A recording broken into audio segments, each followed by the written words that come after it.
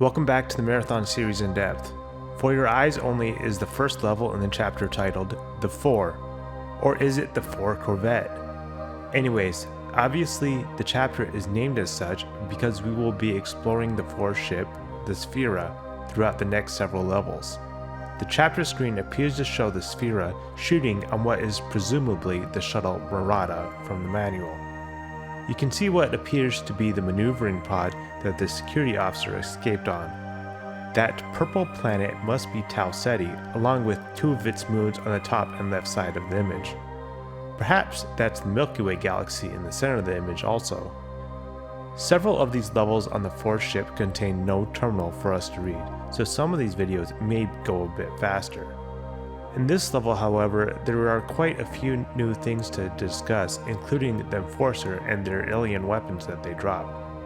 In general, we won't be finding ammo on the Sphera, so we will have to pick up the alien weapon and use it to keep from running out of ammo.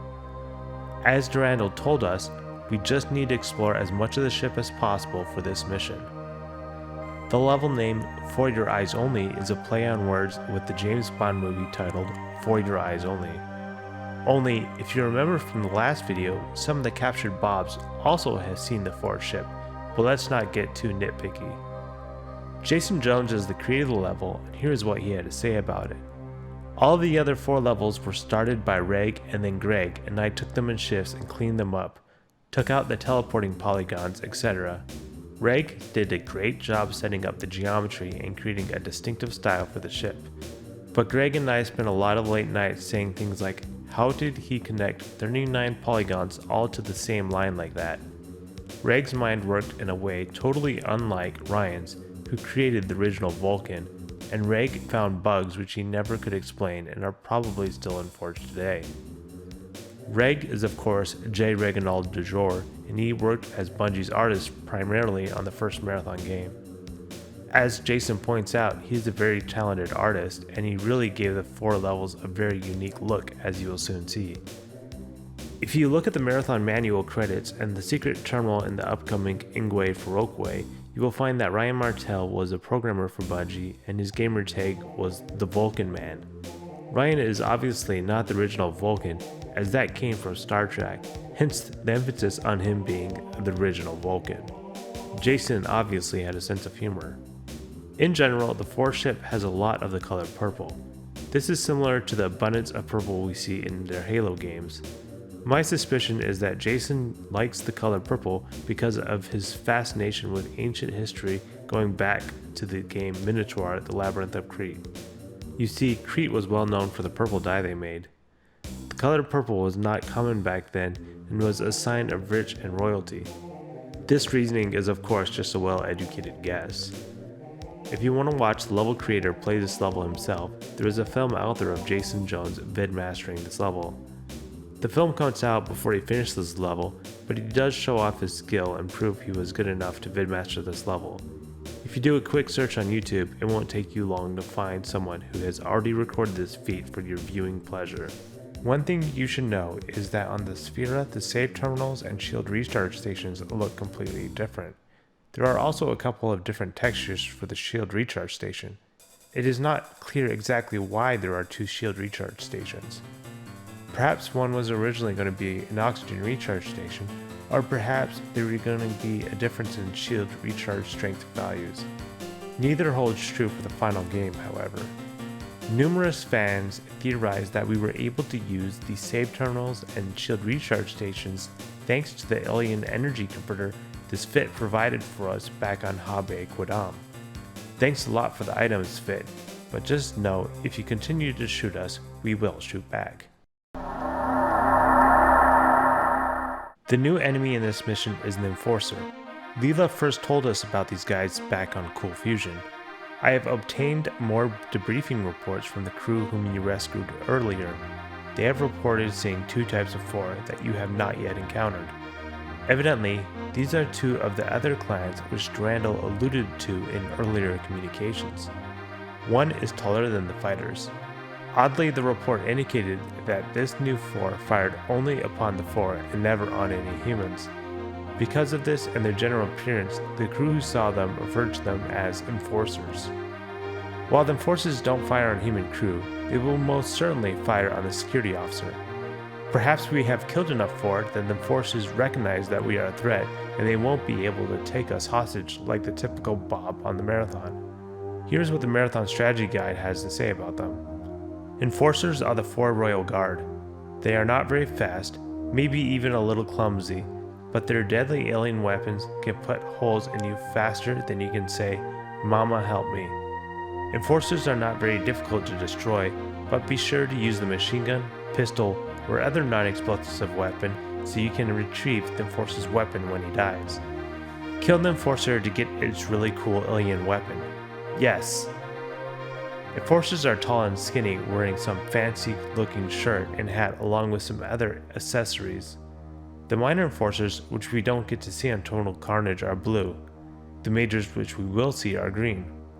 On Total Carnage, the enforcers can be quite deadly, as the weapons are almost impossible to dodge. It is best to hide around the corner and to deal with them quickly. While the strategy guide tells us to use non-explosive weapons to get the enforcers to drop the alien weapons, this is not exactly true. The only weapon that will cause the enforcers to not drop the alien weapon is the tossed flamethrower. If you use the rocket launcher or grenades to kill them, they will still drop the alien weapon. At least this is the case in the first Marathon game. Interestingly, the alien weapon is not in any of the Marathon manuals. It is almost like Bungie wanted to keep the weapon to be a bit more mysterious. Here's what the Marathon Strategy Guide has to say about it. You can get your hands on one of these high-powered and accurate weapons by killing the enforcer, who drops the weapon when he expires. Although quite mighty in terms of its firepower, the alien weapon is also somewhat delicate. Using a rocket or grenade to kill an enforcer will usually destroy the weapon as well. Instead, try blasting him with a pistol, assault rifle, or something similar. Then, simply run over the body to retrieve the weapon. Once his weapon has discharged, it cannot be recharged and is automatically dropped from your inventory. Give the aliens a taste of their own medicine. The Marathon Strategy Guide makes the mistake of saying that rocket launchers will destroy the alien weapon, but this is not in the case, as I already discussed. The Strategy Guide is correct, however, in stating that the weapon is high-powered and quite accurate. I would definitely pick it up and use it to kill your next enforcer. Pick up their weapon and repeat the process. The only problem arises on Total Carnage, where you can pick up a second alien weapon before you use up all the ammo in the alien weapon you are currently carrying. This is quite annoying. You see, on lower difficulties, you cannot pick up a weapon you already have, but this is not the case in Total Carnage for whatever reason. This becomes an issue when picking up the alien weapon on Total Carnage, because if you pick up a second weapon, it will just disappear as you cannot hold extra ammo for this weapon. It seems that Bungie was aware of this problem, however, they did not do anything to fix it. In network play, if you have a certain weapon, you can pick up that same weapon repeatedly. Most of this consider that a bug. Any info on this issue? There's a problem in Marathon when playing on Total Carnage difficulty level where you can pick up an infinite number of the same weapon. This is really annoying in network games where one person picks up all the good stuff and doesn't die for a long time. And it gets frustrating in the single player game where you pick up 15 alien weapons and can't use them. If you play below Total Carnage, this won't happen. The alien weapon, in essence, functions similar to a powerful machine gun, except that it will shoot a horizontal row of bullets at the enemies in front of you, dealing good damage. On top of that, it typically stuns enemies that get hit, also making this weapon quite valuable. The only question is, though, is how exactly does a security officer know how to use the alien weapon? I guess he is a natural killing machine, so it comes natural. If you take a look in the HUD, you will notice that where you should see the weapon, instead you get some static along with some text. The text reads unknown weapon class and system error OXFDED. Strange. How come this error code doesn't match the title for the weapon in the Marathon Strategy Guide? Well, Amish Sinclair of the Marathon story page revealed that if you use a cheat program with one of the Marathon demos to give you the alien weapon, you will find that the weapon does show an error message in line with the Marathon Strategy Guide. I guess Tuncer Deniz missed that the error code was updated in the release version of the game when he wrote this guide. Erichsen was nice enough to boot up the save editor cheat program to give him the alien gun in the demo and and provide us with a screenshot. This program is quite difficult to find, but if you ask around in the Discord, perhaps someone will be kind enough to provide it to you. Although, just remember, it won't work with the Allophone port. Anyway, in the screenshot Erickson provided, you can see that the ammo for the weapon in your inventory is called Pirate Copeland Betas. Apparently, Copeland was the code name for Apple's big new operating system that never came to fruition. Mac users were very excited about the OS at the time, hence Bungie joking that they had pirated a beta. Now moving on, what do these error codes mean? Apparently, OXFDED is hexadecimal for 65005 and is the cout command on Apple II. This command seems to have something to do with sending information to the current output device. I guess in this case, it sent the command itself to our HUD rather than the weapon name. Mark Levin wrote in the Marathon story page with some additional information. When Marathon initializes its internal random number generator, the default seed value it uses is 65005 or hexadecimal OXFDED. That looks familiar. As far as the OXFFBD, this is hexadecimal for 65469 and is the command setnam on the Commodore C64. Setnam appears to be a command that sets a file name. I've personally never heard of the C64 before, and it seems that Commodore went bankrupt in 1994. According to the Guinness Book of World Records, the C64 is the best-selling single computer model of all time.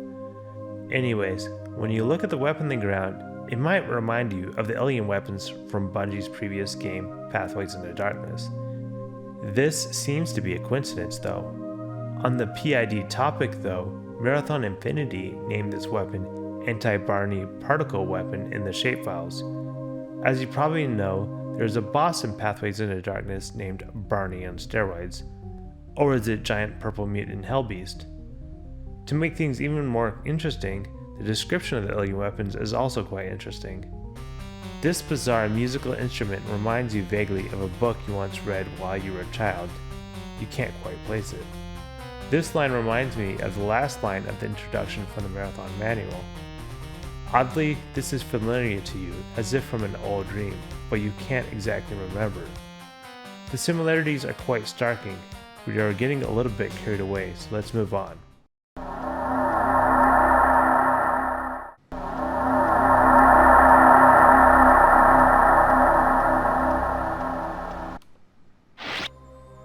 Alright, here we are, and for your eyes only.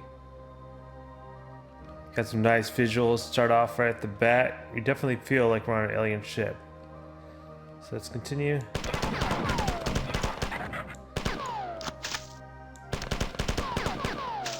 Kill a couple of these guys, grab alien weapon, but don't grab two of them.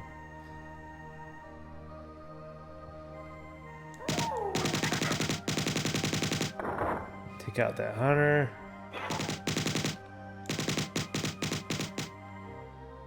We're trying to use these alien weapons to conserve ammo.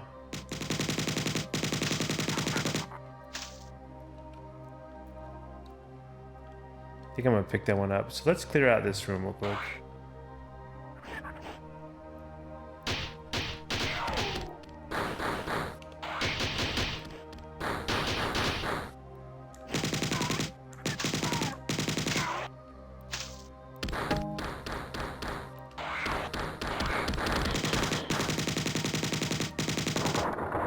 That gun just melts them.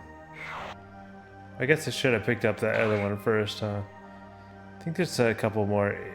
Well,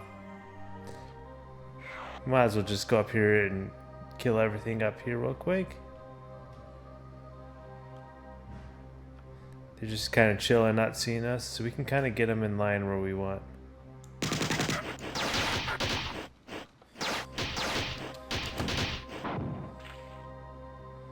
I got them both. Nice. There's a drop off. So we can just proceed on. We kind of want to stick on the outside and not go towards the inside till we get to this time to shield recharge station. But, you know, I'm taking my time.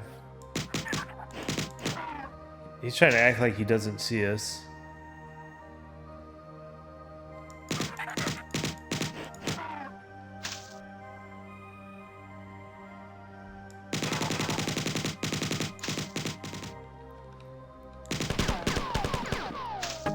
The alien weapon is definitely the bomb.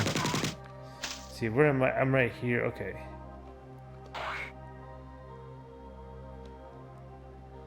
So here's the ×2. Well, hold on.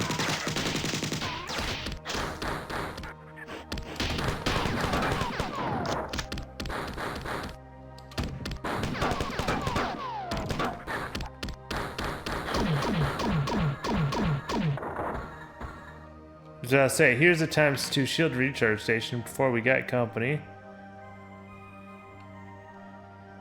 So now we got the shield recharge station. Let's kind of cycle back and look at all these rooms we didn't go in yet.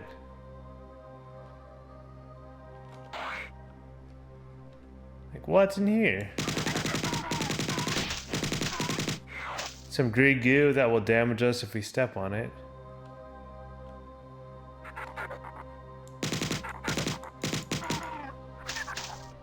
Actually, we can just use some pistols. We haven't used our pistols for a while.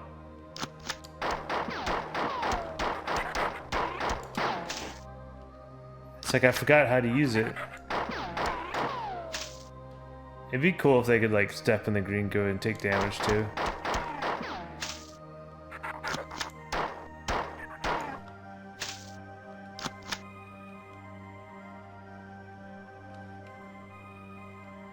And then what's this? This is just kind of freaky. It'd be cool if like you could turn around it and see behind it, but whatever.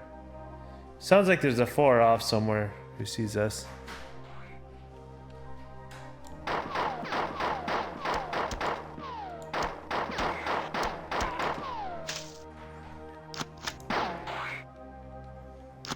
Alright, let's continue on. We didn't take any... Okay, we haven't explored this room over here. Let's go check this. Well, we can't go up there. Let's just proceed this way, because that jump down up ahead is just... We'll get there from the other side. Actually, we can't go up there. Okay, let's continue to this room down here.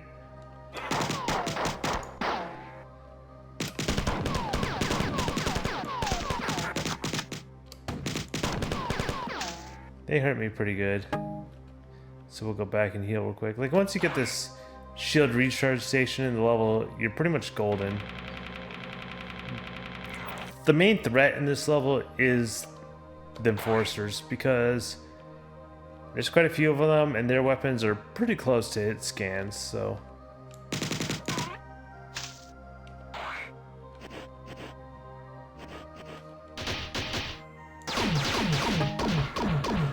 I did not mean to pick up the... Why is my computer going crazy? Didn't mean to pick up that alien weapon. Oh well. I was getting too cute. Okay, this is a dead end. I think this just goes to where we were before with the shield recharge station. We could just jump down and heal. Though, I'm sure you guys don't want to just watch me heal constantly, so let's move. It's not very fun. Not very fun to watch someone just go to the shield recharge station after every fight. There's a bunch of enemies down here. We're just gonna launch.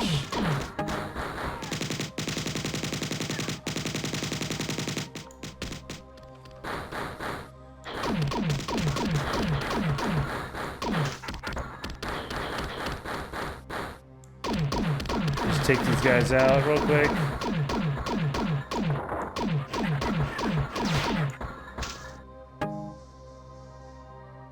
That's kind of the main fight there. This alien weapon is just so strong. It's ridiculous. So this was kind of like the drop down we saw from that first room at the start. There's one more. Oh, I accidentally picked that up. I need to pay more attention.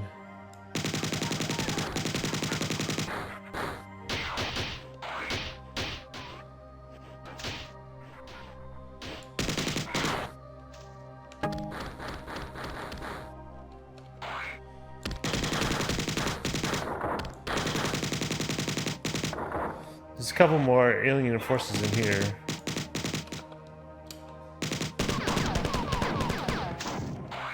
Go heal real quick. That got a little closer than I need to. Just trying to save time, not running back and forth healing.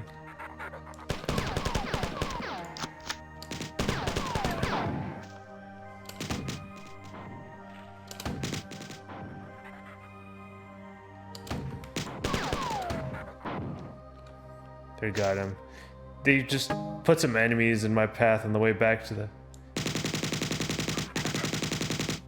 That guy almost got me.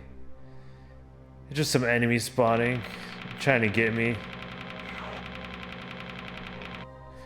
There'll be a few more.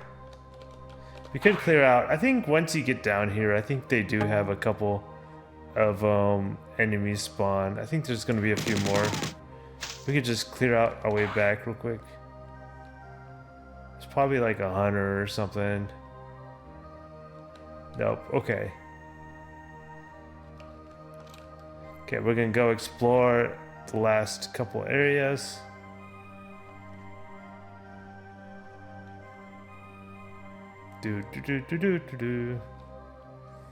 I love like looking out these windows. It's so cool. Like even the outside of the ship, that's a nice texture. I like that texture. Okay, so we're not quite done exploring in here. I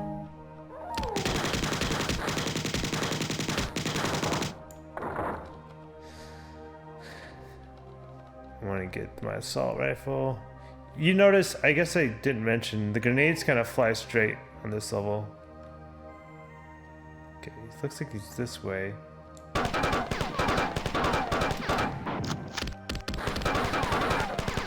Okay, so those two switches, there's two switches on the outside, and they kind of open up, make a platform go down and up here.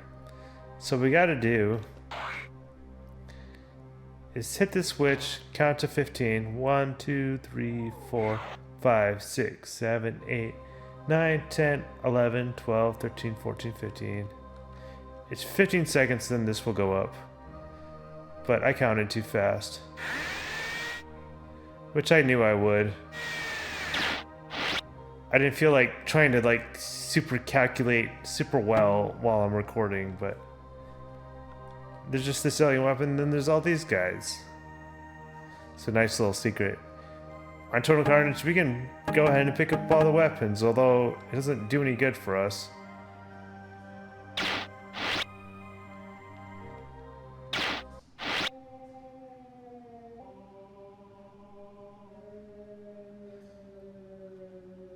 So here, we teleport to the next mission accidentally, but that's right, we explored the whole ship. So let's save and continue. The song for this mission is titled New Pacific. The song has a somewhat eerie aspect to it that helps us feel that we are on an alien spaceship. We will hear the song again, as well as other similar songs while we are on the Pfhor. If you take a look at the level design notes, you will find that the level ended up having hunters and Pfhor fighters instead of lurkers and troopers. Perhaps fighting the more traditional Pfhor aliens was better suited for our first mission on the ship. As Durandal told us at the end of Neither High Nor Low, our goal for this mission is to explore the map. This means that we need to explore every polygon on the map that is marked as must be explored in a map editor. In this image, I have them marked with the solid green polygons. They are evenly spaced across the map, forcing you to explore most of the map. At the very start of the mission, you might notice the Marathon out the window. You will have to return here once you explore the necessary portions of the map, so Durandal can teleport you to the next mission. The Marathon has some sort of device sticking out of it by what appears to be some sort of column or string. If you remember in the secret terminal in Colony Ship for Sal, we read that the Marathon was equipped with a Bussard ramjet. Could that be what this is? There is a couple ways I can make sense of this. One is that there is another Bussard ramjet on the opposite side, and the ramjets and Marathon are facing to the right. Another way you could look at it is that the Bussard ramjet is facing toward us and pulling the Marathon behind it. If you look close, it almost looks like some of the particles are fading as if it's coming towards us, although it is far from clear enough to be certain. On the Marathon surface, you will notice what looks like a big crater which has been dug into the Mars moon Deimos. In the crater is some sort of black orb looking thing. I'm not sure what it's supposed to represent, but it does remind me of the Christ Soar orbiters that we learned about back on couch fishing. The terminal in that mission told us that the Christ were built like hollowed potatoes. It seems likely that some of the same basic design concepts influenced the design of the Marathon itself. Could this black orb be the Marathon's reactors? In several terminals, starting with the success message on Never Burn Money, we were told that the Pfhor were trying to shut down the Marathon's reactors with a bomb. Only, we were told the reactors were in the aft section of the ship, which the black orb is more towards the center. But even that isn't very clear. The Marathon surface is covered with what appears to be white lights, which could be the various windows on the Marathon. Anyways, if you look at the Marathon shapefile, you will notice an unused image. In the story page forums, Mark Levin revealed that the shapefiles for this image is called Slave Transport. This obviously would have been one of the ships bringing slaves onto the Marathon. I wonder why Bungie decided not to use it in the game. At the very start of the level, you will notice some strange black orbs behind you. In the Marathon shapefiles, they are just called orb, so who really knows? The green goo is coming down the wall behind it. We'll see more of this green goo as we go forward. Later on this mission, you will be able to step in some of this green liquid and take some damage from it. In fact, the green goo makes your entire screen blink with a green color. Yuck!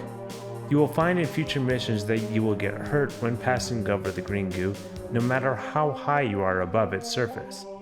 If you don't want to get hurt, stay out of its polygon when you see it on the floor. It is unclear exactly what this stuff is, but it hurts. Just remember that liquids are not added until the second Marathon game. Don't let what you see deceive you. The textures above and below the black orbs is pulsing, giving the impression that they are some sort of liquid. Or perhaps the ship is alive. Who really knows what is going on anymore? When you start to explore the level, you will notice a couple of things different gameplay-wise. One is that your motion sensor is much less accurate on the Pfhor. You will notice the enemies come in and out on the sensor, and it doesn't track them strongly. Perhaps the Pfhor ship is interfering with our sensor. The Pfhor ship is low gravity, meaning you can jump around a lot easier than you can in other levels. In fact, you can have some fun flying around using the Touch flamethrower. You did pick one up, didn't you? Bungie does tell us about the ability to fly on the Pfhor ship with a flamethrower in the secret terminal we will see in a later mission. Speaking of low gravity, it is quite hilarious to hit the ground next to an enemy with a spanker and watch them go flying. Leela was correct in stating in Defend This that the Pfhor were superbly adapted for low gravity environments. Proceeding on with the level, we wrap around a corner and run into two enforcers guarding a door. The general layout of the level consists of a long hallway around the perimeter of the map with several doors to the interior, usually guarded by enforcers like these. The exterior hallway of the level has lots of windows out towards space, making the level visually attractive. The interior portions of the ship consist of several rooms that are interconnected. Rather than talk about every room, I'll just point out a few things of interest. In one of the rooms towards the bottom half of the map is a room with a couple of piles of goo. Yuck. What's interesting though is at the end of the room is what appears to be a deactivated hunter. Mark Levin revealed that in the shapefiles they are called empty armor. This further implies that the hunter is just a Pfhor inside a suit of armor, although we kind of already knew that.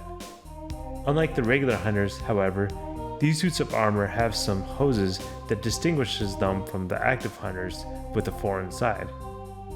In the southwesternmost room is a ×2 shield recharge station.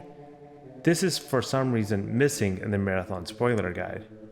At least they got the same terminal in the northeasternmost room. One thing you might wonder about is a couple of switches you will find along the outside wall in the hallway around the perimeter of the Pfhor ship. I'm sure you are wondering what they do. The sound they make when you hit them though. Is that what an alien farting sounds like? Anyways, both of these switches activate a platform in the room on the right side of the map with green goo at the bottom. When you hit the switch, the platform will come down and sit at the bottom and then go back up, hopefully carrying you up to a secret room. The platform will go back up 15 seconds after hitting the switch based on my stopwatch. I guess trying to get up this platform will tell you how good you are at counting. You could try to fly up the waterfall with your flamethrower, but it's hard when the green glue is flashing on your screen, hurting you. Once you get to the top, you are teleported to a secret room with a large stash of alien weapons and empty hunter armor. I guess we found their secret armory. Too bad we can't really use any of it. Well, that's it for this mission. In the next mission, we will be visiting the Marathon ship to have a chat with Durandal about what we have seen. Don't worry, we will go back to the Pfhor soon enough.